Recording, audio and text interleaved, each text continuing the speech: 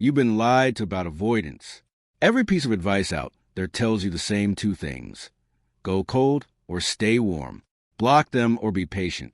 Pull away or show them you're safe. And you've tried both. You've gone silent for weeks. You've come back softer. You've disappeared and reappeared and disappeared again. And they still haven't moved. Or they moved just enough. One text, one small gesture, one moment of warmth to pull you back in, and then retreated to exactly where they were before you ever reached out. You're not imagining that pattern. It's real, and it has a very specific reason it keeps repeating. Here's the truth nobody is saying out loud. Blocking and begging are the same mistake. They're just opposite ends of the same trap. And as long as you're bouncing between them, going cold, then coming back, going quiet, then reaching out, the avoidant will never, not once, genuinely choose to come forward.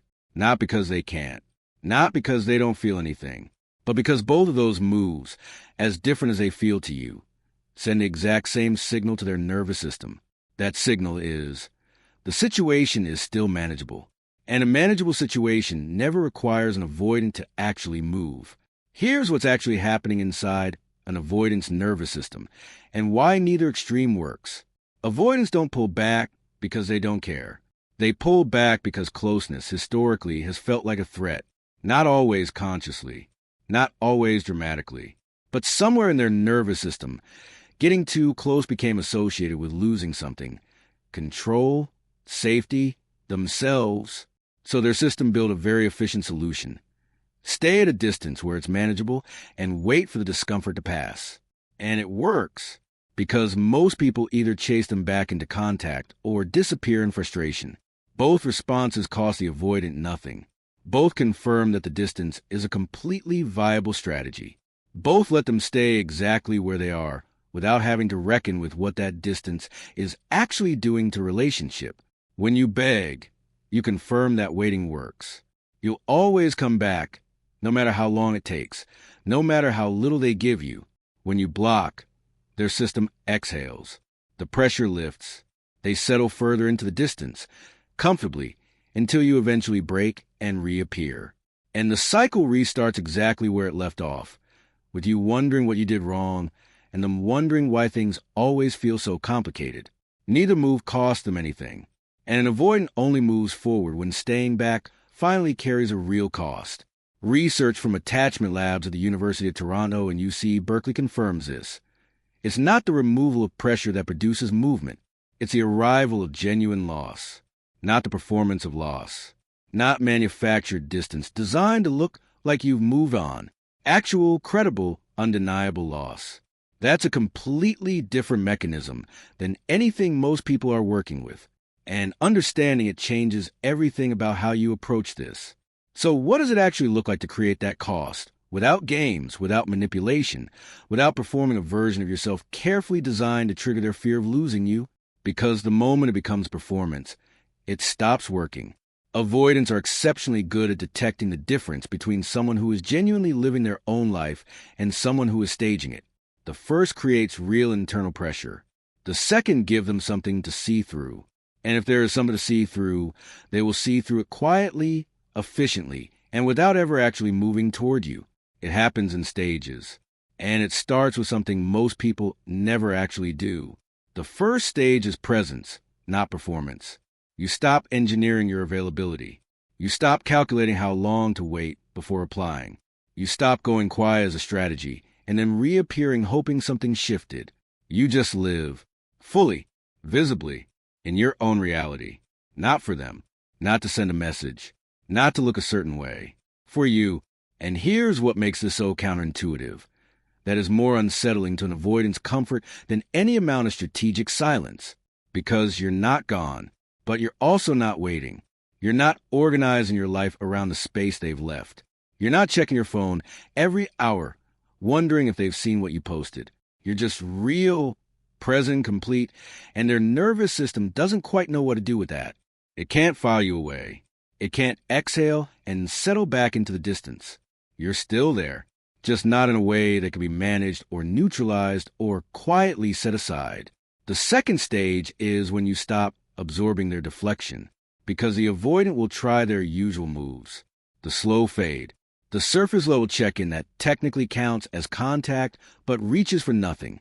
The half response that acknowledges your existence without actually closing any distance. The vague reply that gives you just enough to stay, but not enough to feel anything real.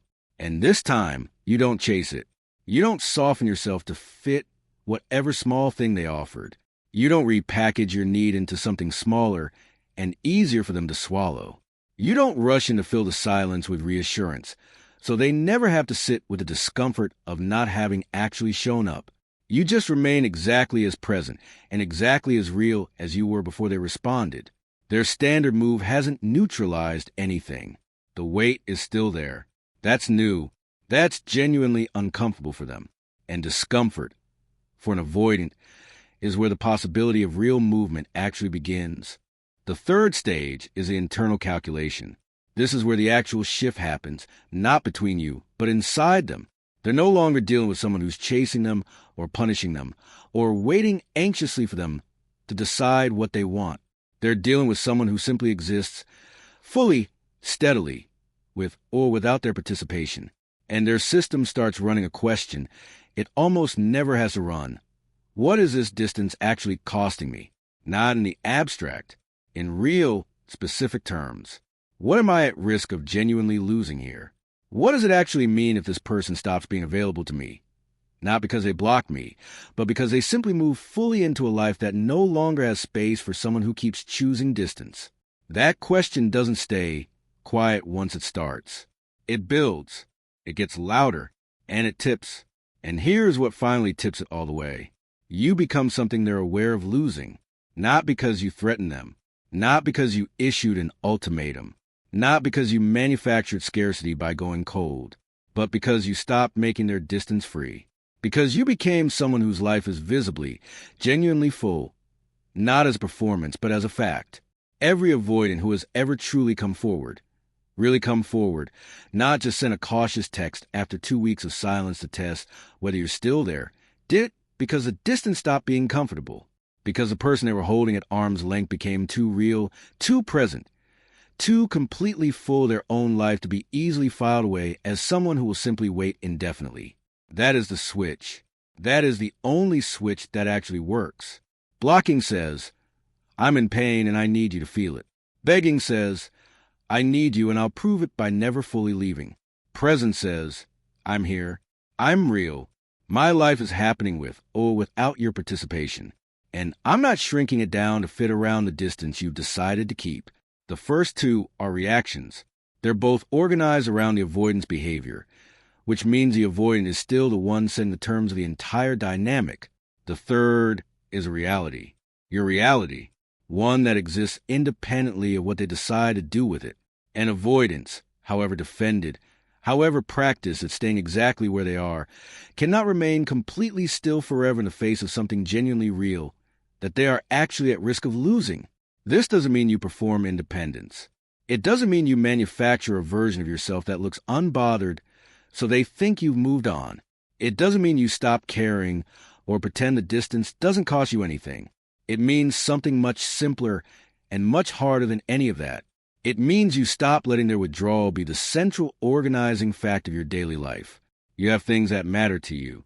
You have a life that existed before this dynamic, and that deserves to exist fully inside it, not as a tactic, not as a show, as the simple, honest truth of who you are when you're not constantly adjusting yourself around someone else's fear of closeness.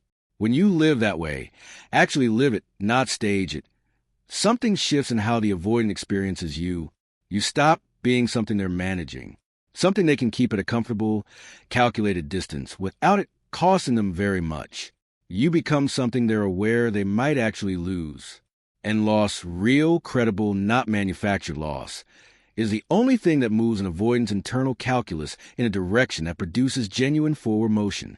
Not pressure, not punishment, not strategic silence or perfectly calibrated pursuit. Just a quiet, undeniable weight of a real person living a real life. And the growing recognition inside the avoidant that the distance they've been so comfortable with is no longer free. That is the only thing that has ever actually worked. And it is the only thing that will. If this gave you something real, subscribe. Next week we're going into the exact moment An avoidant realizes the distance has become a loss. And what finally makes a move towards you? I'll see you there.